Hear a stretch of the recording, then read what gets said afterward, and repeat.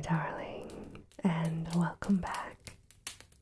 I hope that you are doing well today and that you're ready to relax with this classic story. Aladdin and the Wonderful Lamp was part of the Book of 1001 Nights, otherwise titled the Arabian Nights, and is one of the best known stories of the original Arabic text. It was added to the collection in the 18th century by Antoine Galland. In the production of the book, Galland wrote that he came across 2 Arabic manuscripts in Paris in 1710, and he published them shortly after in Baghdad. The collection was then purchased by the Bibliotheque Nationale at the end of the 19th century, and the stories have been remade by writers and movies ever since. This is Aladdin and the Wonderful Lamp. There once lived a poor tailor who had a son called Aladdin, a careless, idle boy who would do nothing but play all day long in the streets with little idle boys like himself. This so grieved the father that he died, yet, in spite of his mother's tears and prayers, Aladdin did not mend his ways. One day, when he was playing in the streets as usual, a stranger asked him his age, and if he were not the son of Mustafa the tailor. "I am, sir," replied Aladdin, "but he died a long while ago." On this, the stranger, who was a famous African magician, fell on his neck and kissed him, saying, "I am your uncle, and I knew you from your likeness to my brother. Go to your mother and tell her I am coming." Aladdin ran home and told his mother of his newly found uncle. "Indeed, child," she said, "your father had a brother, but I always thought he was dead." However, she prepared supper and bade Aladdin seek his uncle, who came laden with wine and fruit. He presently fell down and kissed the place where Mustafa used to sit, bidding Aladdin's mother not to be surprised at not having seen him before, as he had been 40 years out of the country. He then turned to Aladdin and asked him his trade, at which the boy hung his head, while his mother burst into tears. On learning that Aladdin was idle and would learn no trade, he offered to take a shop for him and stock it with merchandise. Next day, he bought Aladdin a fine suit of clothes and took him all over the city, showing him the sights, and brought him home at nightfall to his mother, who was overjoyed to see her son so fine. Next day, the magician led Aladdin into some beautiful gardens a long way outside the city gates. They sat down by a fountain, and the magician pulled a cake from his girdle, which he divided between them. They then journeyed onwards till they almost reached the mountains. Aladdin was so tired that he begged to go back, but the magician beguiled him with pleasant stories and led him on in spite of himself.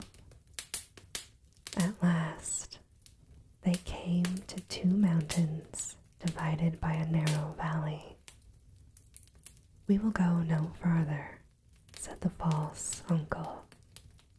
"I will show you something wonderful. Only do you gather up sticks while I kindle us a fire." When it was lit, the magician threw on it a powder he had about him, at the same time saying some magical words. The earth trembled a little and opened in front of them, disclosing a square flat stone with a brass ring in the middle to raise it by. Aladdin tried to run away, but the magician caught him and gave him a blow that knocked him down. "What have I done, uncle?" he asked piteously, whereupon the magician said more kindly, "Fear nothing, but obey me. Beneath this stone lies a treasure which is to be yours, and no one else may touch it, so you must do exactly as I tell you."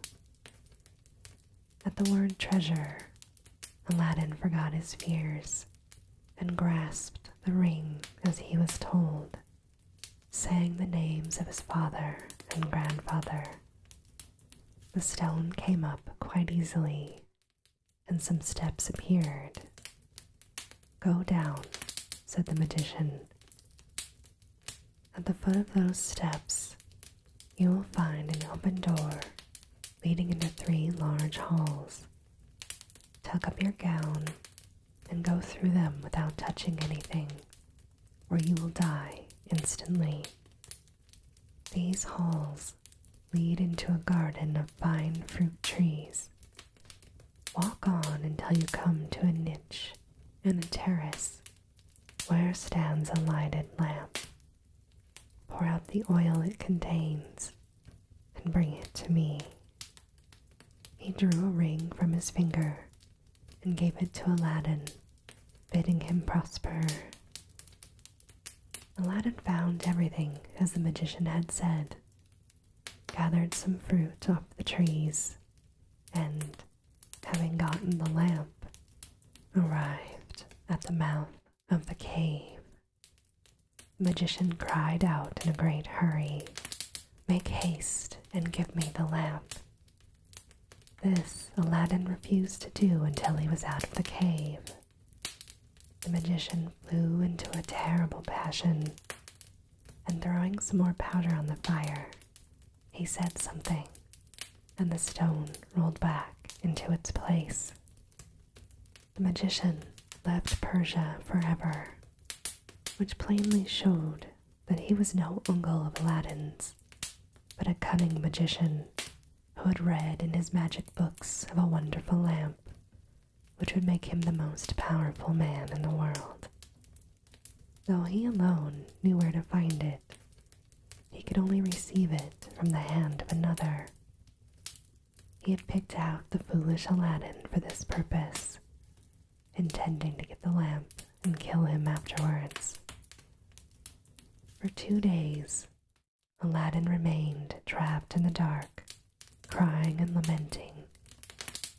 At last, he clasped his hands in prayer, and in so doing rubbed the ring, which the magician had forgotten to take back from him. Immediately, an enormous and frightful genie rose out of the earth, saying, "What wouldst thou with me? I am the slave of the ring, and will obey thee in all things." Aladdin fearlessly replied, "Deliver me from this place," whereupon the earth opened, and he found himself outside. As soon as his eyes could bear the light of day, he went home, but he fainted on the threshold. When he came to himself, he told his mother what had passed, and showed her the lamps and the fruits he had gathered in the garden, which were in reality precious stones. He then asked for some food. "Alas, child," she said, "I have nothing in the house, but I have spun a little cotton and and will go and sell it. Aladdin bade her to keep the cotton, for he would sell the lamp instead. As it was very dirty, she began to rub it, that it might fetch a higher price. Instantly, a hideous genie appeared, and asked what she would have. She fainted away, but Aladdin, snatching the lamp, said boldly, "Fetch me something to eat." The genie returned with a silver bowl, 12 silver plates containing rich meats, 2 silver cups, and 2 bottles of wine. Aladdin's mother, when she came to herself, said, "Whence comes this splendid feast?" "Ask not, but eat," replied Aladdin. So they sat at breakfast until it was dinner time, and Aladdin told his mother about the lamp. She begged him to sell it and have nothing to do with devils. "No," said Aladdin, "since chance has made us aware of its virtues, we will use it in the ring likewise, which I shall always wear on my finger." When they had eaten all the genie had brought, Aladdin sold one of the silver plates, and so on until none were left. He then had recourse to the genie, who gave him another set of plates, and thus they lived for many years. One day, Aladdin heard an order from the Sultan proclaimed that everyone was to stay at home and close his shutters, while the princess, his daughter, went to and from the bath. Aladdin was seized by a desire to see her face, which was very difficult, as she always went veiled. He hid himself behind the door of the bath and peeped through a little slit. The princess lifted her veil as she went in, and looked so beautiful that Aladdin fell in love with her at first sight. He went home so changed that his mother was frightened. He told her that he loved the princess so deeply that he could not live without her, and meant to ask her in marriage of her father. His mother, on hearing this, burst out laughing, but Aladdin at last prevailed upon her to go before the Sultan and carry out his request. She fetched a napkin and laid it in the magic fruits from the enchanted garden, which sparkled and shone like the most beautiful jewels. She took these with her to please the Sultan and set out, trusting in the lamp. The Grand Vizier and the Lords of Council had just gone in as she entered the hall and placed herself in front of the Sultan.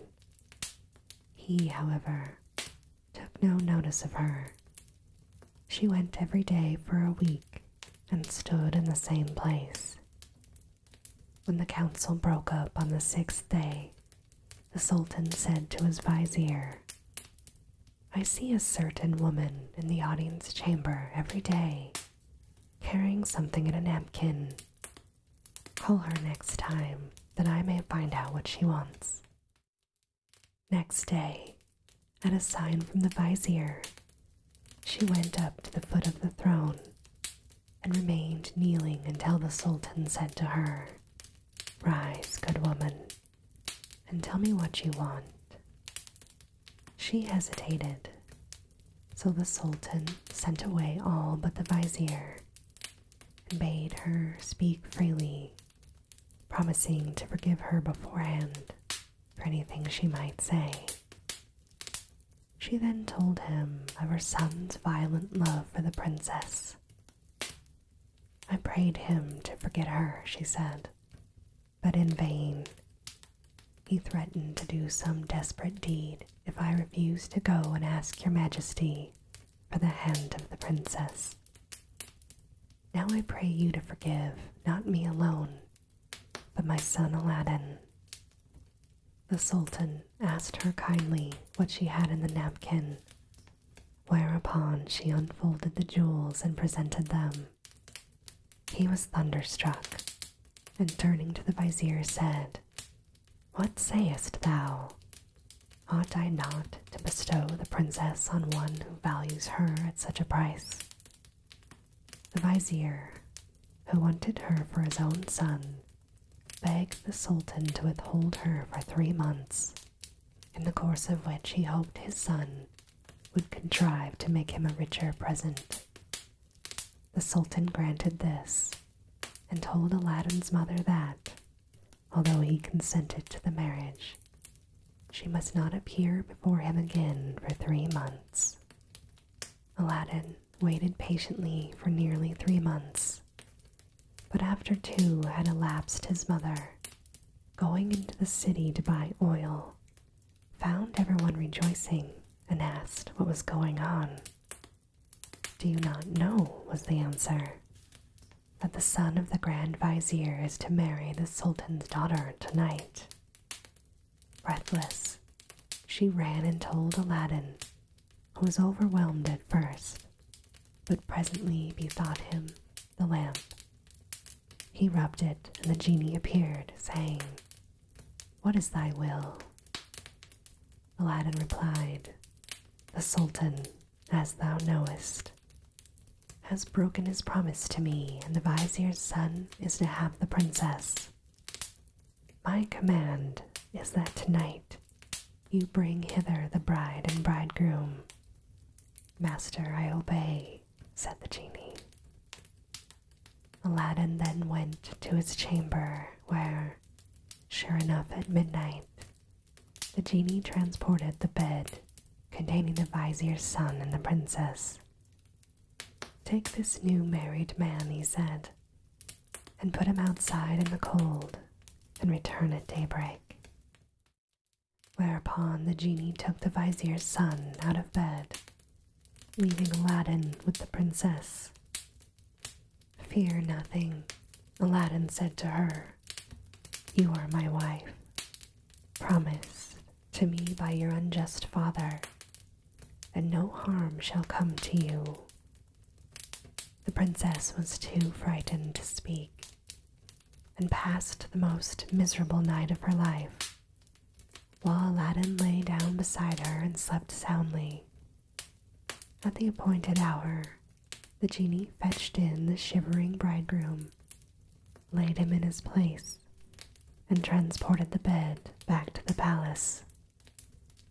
Presently, the Sultan came to wish his daughter good morning. The unhappy vizier's son jumped up and hid himself, while the princess would not say a word and was very sorrowful. The Sultan sent her mother to her, who said, "How comes it, child, that you will not speak to your father?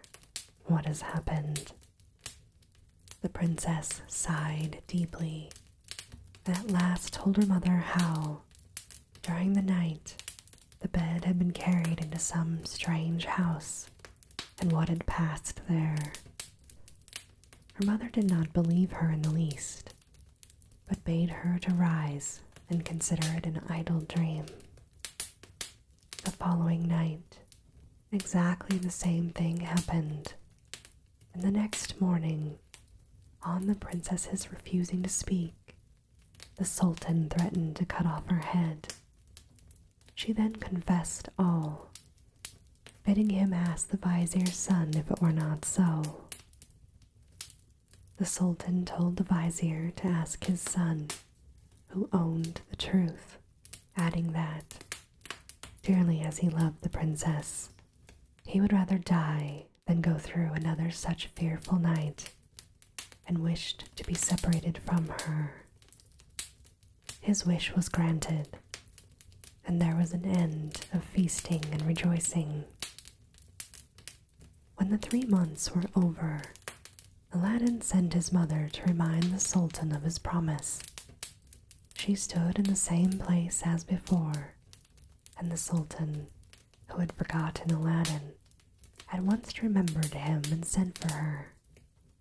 On seeing her poverty, the Sultan felt less inclined than ever to keep his word, and asked the vizier's advice, who counseled him to set so high a value on the princess that no man living could come up to it. The Sultan then turned to Aladdin's mother, saying, "Good woman, the Sultan must remember his promises, and I will remember mine. But your son must first send me 40 basins of gold, brimful of jewels, carried by 40 black slaves, led by as many white ones, splendidly dressed. Tell him that I await his answer." The mother of Aladdin bowed low and went home, thinking all was lost. She gave Aladdin the message, adding, "He may wait long enough for your answer." "Not so long, mother, as you think," her son replied. "I would do a great deal more than that for this princess." He summoned the genie, and in a few moments the 80 slaves arrived and filled up the small house and garden. Aladdin made them set out to the palace, 2 and 2, followed by his mother. They were so richly dressed, with splendid jewels in their girdles, that everyone crowded to see them and the basins of gold they carried on their heads. They entered the palace and, after kneeling before the Sultan, stood in a half circle around the throne with their arms crossed. Aladdin's mother presented them to the Sultan. He hesitated no longer but said, "Good woman, return and tell your son that I wait for him with open arms." She lost no time in telling Aladdin, bidding him make haste, but Aladdin first called the genie. "I want a scented bath," he said, "a richly embroidered habit, a horse surpassing the Sultan's, and 20 slaves to attend me. Besides this, 6 slaves, beautifully dressed, to wait on my mother. And lastly, 10,000 pieces of gold in 10 purses." No sooner said than done. Aladdin mounted his horse and passed through the streets. The slaves threw gold as they went. Those who had played with him in his childhood knew him not. He had grown so handsome. When the Sultan saw him, he came down from his throne, embraced him, and led him into a hall where a feast was spread, intending to marry him to the princess that very day. But Aladdin refused, saying, "I must build a palace fit for her," and he took his leave. Once home, he said to the genie, "Build me a palace of the finest marble, set with jasper, agate, and other precious stones. In the middle, you shall build me a large hall with a dome, its 4 walls of gold and silver, each having 6 windows, whose lattices, all except one, which is to be left unfinished, and must be set with diamonds and rubies." The palace was finished by the next day, and the genie carried him there and showed him all his orders faithfully carried out, even to the laying of a velvet carpet from Aladdin's palace to the Sultan's. Aladdin's mother then dressed herself carefully and walked to the palace with her slaves, while he followed her on horseback. The Sultan sent musicians with trumpets and cymbals to meet them, so that the air resounded with music and cheers. She was taken to the princess, who saluted her and treated her with great honor. At night the princess said goodbye to her father and set out on the carpet for Aladdin's palace, with his mother at her side, and followed by 100 slaves. She was charmed by the sight of Aladdin, who ran to receive her. "Princess," he said, "blame your beauty for my boldness if I have displeased you." She told him that, having seen him, she willingly obeyed her father in this matter. After the wedding had taken place, Aladdin led her into the hall where a feast was spread, and she supped with him, after which they danced until midnight. The next day, Aladdin invited the Sultan to see the palace. On entering the hall, with 24 windows, with their rubies, diamonds, and emeralds, he cried, "It is a world's wonder. There is only one thing that surprises me. Was it by accident that one window was left unfinished?" "No, sir, by design," returned Aladdin. "I wished your majesty to have the glory of finishing this palace." The Sultan was pleased and sent for the best jewelers in the city.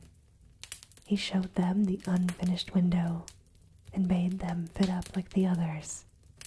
"Sir," replied their spokesman, "we cannot find jewels enough." The Sultan had his own fetched, which they soon used, but to no purpose, for in a month's time the work was not half done. Aladdin, knowing that their task was vain, bade them undo their work and carry the jewels back, and the genie finished the window at his command. The Sultan was surprised to receive his jewels again, and visited Aladdin, who showed him the window finished. The Sultan embraced him, the envious vizier, meanwhile, hinting that it was the work of enchantment. Aladdin had won the hearts of the people by his gentle bearing. He was made captain of the Sultan's armies, and won several battles for him, but remained modest and courteous as before, and thus lived in peace and content for several years. But far away in Africa, the magician remembered Aladdin, and by his magic arts discovered that Aladdin, instead of perishing miserably in the cave, had escaped and had married a princess, with whom he was living in great honor and wealth. He knew that the poor tailor's son could have only accomplished this by means of the lamp, and traveled night and day until he reached the capital of China, bent on Aladdin's ruin. As he passed through the town, he heard people talking everywhere about a marvelous palace. "Forgive my ignorance," he asked. "Where is this palace you speak of?" "Have you not heard of Prince Aladdin's palace?" was the reply. "The greatest wonder of the world. I will direct you if you have a mind to see it." The magician thanked him who spoke, and having seen the palace, knew that it had been raised by the genie of the lamp, and became half mad with rage. He determined to get hold of the lamp, and again plunge Aladdin into the deepest poverty. Unluckily, Aladdin had gone hunting for 8 days, which gave the magician plenty of time. He bought a dozen copper lamps, put them into a basket, and went to the palace crying, "New lamps for old," followed by a jeering crowd. The princess, sitting in the hall of 24 windows, sent a slave to find out what the noise was about, who came back laughing, so the princess scolded her. "Madam," replied the slave, "who could help laughing to see an old fool offering to exchange fine new lamps for old ones?"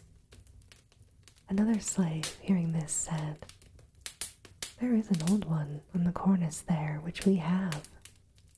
Now this was the magic lamp, which Aladdin had left there, as he could not take it out hunting with him. The princess, not knowing its value, laughingly bade the slave take it and make the exchange. She went and said to the magician, "Give me a new lamp for this." He snatched it and bade the slave take her choice amid the jeers of the crowd. Little he cared, but left off crying his lamps and went out of the city gates to a lonely place, where he remained until nightfall. Then he pulled out the lamp and rubbed it. The genie appeared, and at the magician's command carried him, together with the palace and the princess in it, to a lonely place in Africa. Next morning, the Sultan looked out of the window towards Aladdin's place and rubbed his eyes, for it was gone. He sent for the vizier and asked what had become of the palace. The vizier looked out too and was lost in astonishment. He again put it down to enchantment, and this time the Sultan believed him and sent 30 men on horseback to fetch Aladdin in chains. They met him riding home, bound him, and forced him to go with them on foot. The people, however, who loved him, followed, armed, to see that he came to no harm. He was carried before the Sultan, who ordered the executioner to cut off his head. The executioner made Aladdin kneel down, bandaged his eyes, and raised his scimitar to strike. At that instant, the vizier, who saw that the crowd had forced their way into the courtyard and were scaling the walls to rescue Aladdin, called the executioner to stay his hand. The people, indeed, looked so threatening that the Sultan gave way and ordered Aladdin to be unbound, and pardoned him in the sight of the crowd. Aladdin now begged to know what he had done. "False wretch," said the Sultan, "come hither," and showed him from the window the place where his palace had stood. Aladdin was so amazed he could not say a word. "Where is my palace and my daughter?" demanded the Sultan. "For the first, I am not so deeply concerned, but my daughter I must have, and you must find her, or you will lose your head." Aladdin begged for 40 days in which to find her, promising if he failed to return and suffer death at the Sultan's pleasure. His prayer was granted, and he went forth sadly from the Sultan's presence. For 3 days he wandered about like a madman, asking everyone what had become of his palace, but they only laughed and pitied him. He came to the banks of a river and knelt down to say his prayers before throwing himself in. In so doing, he rubbed the magic ring he still wore. The genie he had seen in the cave appeared and asked his will. "Save my life, genie," said Aladdin, "and bring my palace back." "That is not in my power," said the genie. "I am only the slave of the ring. You must ask the slave of the lamp." "Even so," said Aladdin, "but thou can take me to the palace and set me down under my dear wife's window." He at once found himself in Africa, under the window of the princess, and he fell asleep out of sheer weariness. He was awakened by the singing of the birds, and his heart was lighter. He saw plainly that all his misfortunes were owing to the loss of the lamp, and he vainly wondered who had robbed him of it. That morning, the princess rose earlier than she had done since she had been carried into Africa by the magician, whose company she was forced to endure once a day. She, however, treated him so harshly that he dared not live there altogether. As she was dressing, one of her women looked out and saw Aladdin. The princess ran and opened the window, and at the noise she made, Aladdin looked up. She called to him to come to her, and great was the joy of these lovers at seeing each other again. After he had kissed her, Aladdin said, "I beg of you, princess, in God's name, before we speak of anything else, for your own sake and mine, tell me what has become of an old lamp I left on the cornice in the hall of 24 windows when I went to hunting." "Alas," she said, "I am the innocent cause of our sorrows," and told him of the exchange of the lamp. "Now I know," cried Aladdin, "that we have to thank the African magician for this. Where is the lamp?"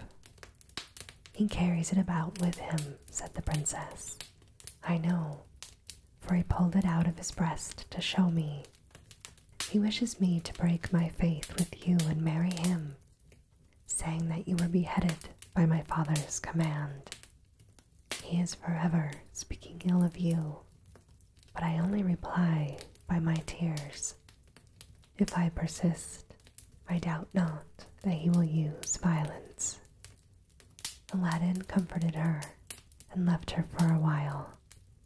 He changed clothes with the first person he met in the town, and, having brought a certain powder, returned to the princess, who led him in by a little side door.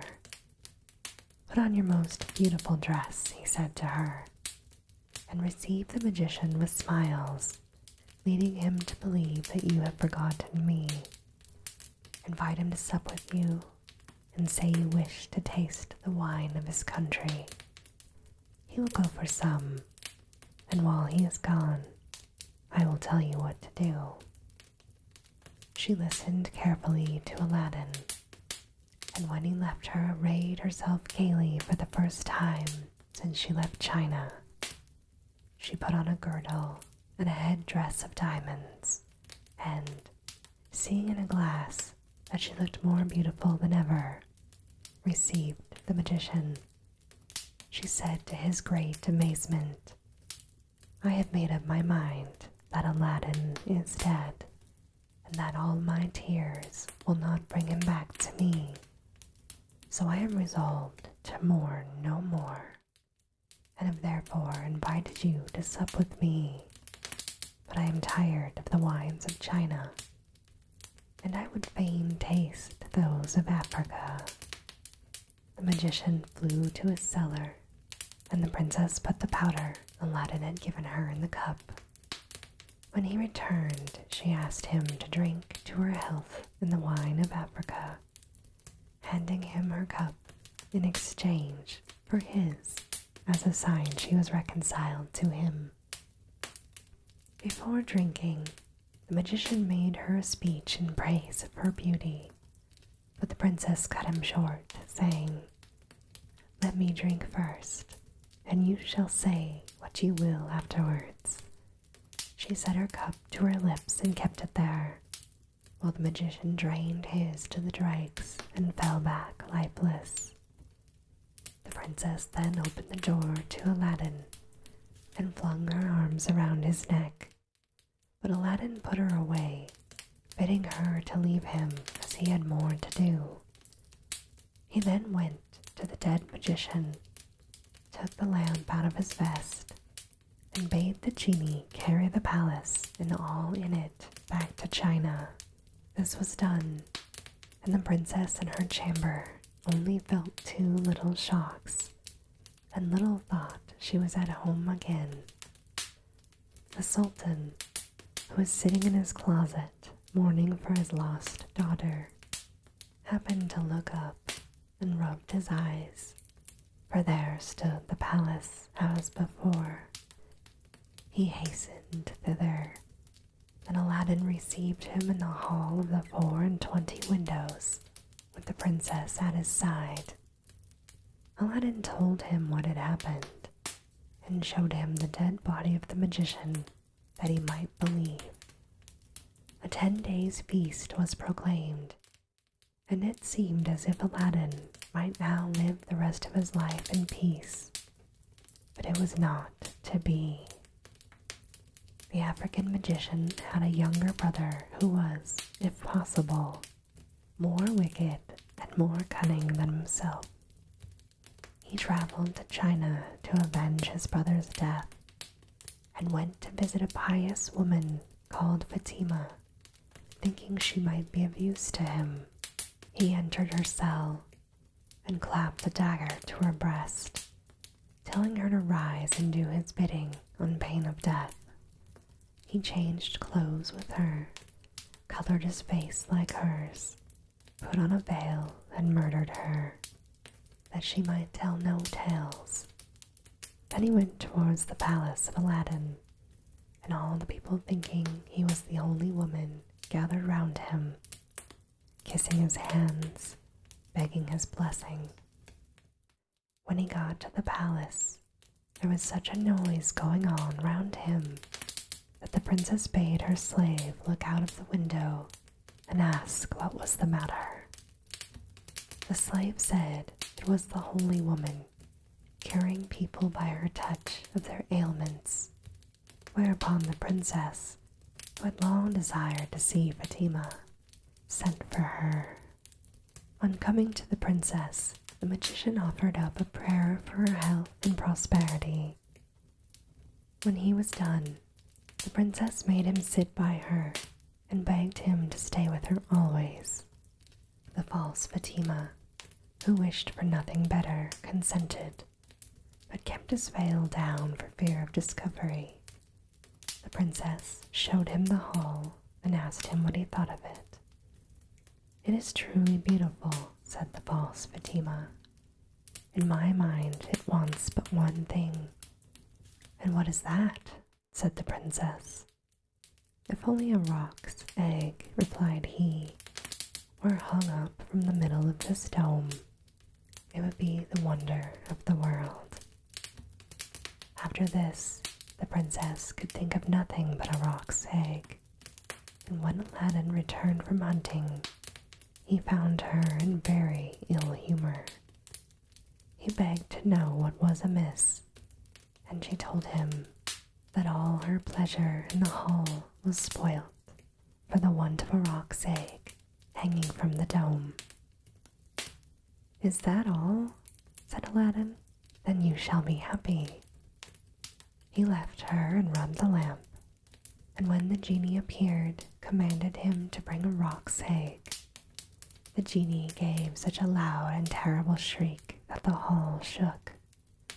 "Wretch," he cried, "is it not enough that I have done everything for you, but you must command me to bring my master and hang him up in the midst of this dome? You and your wife and your palace deserve to be burnt to ashes.